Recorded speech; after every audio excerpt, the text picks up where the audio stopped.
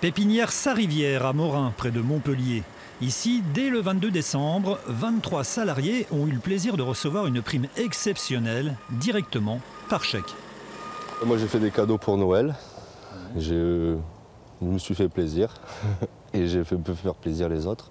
Je ne me suis pas encore servi, donc voilà, ça me servira pour des futures vacances ou quoi, surtout pour les vacances. Une prime de 300 à 1000 euros en fonction du temps de présence du salarié dans l'entreprise. Une prime versée avant même que la loi ne soit votée par l'Assemblée nationale. C'est une prime qui est reversée à un salarié à un moment clé, qui est au moment de Noël, et qui va repartir directement dans l'économie. C'est pour cela que j'ai voulu que la prime soit versée avant Noël, sous forme de chèque, et que le salarié puisse en bénéficier et en profiter dès le début.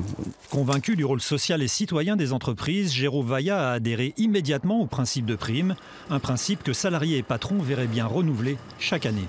Je pourrais appeler de mes voeux que cette prime-là soit institutionnalisée de façon à ce que chaque année au moment de Noël, chaque salarié puisse, en fonction de son travail bien sûr, mais également de la charge économique de l'entreprise, pouvoir recevoir cette prime. Pour moi c'est quand même la solution, parce qu'on voit habituellement si on donne une prime de 1000 euros brut, nous en tant que salarié on va récupérer dans les 700-750 euros sur 1000 euros et ça va coûter encore plus de 1000 euros à l'entreprise. Donc là l'entreprise donne 1000 euros et le salarié perçoit 1000 euros. Donc c'est quand même, pour moi ça me paraît plutôt juste. Au total, cette PME a déboursé volontairement 18 000 euros pour ses salariés. Avec les taxes, il lui aurait fallu régler près de 30 000 euros pour le même résultat.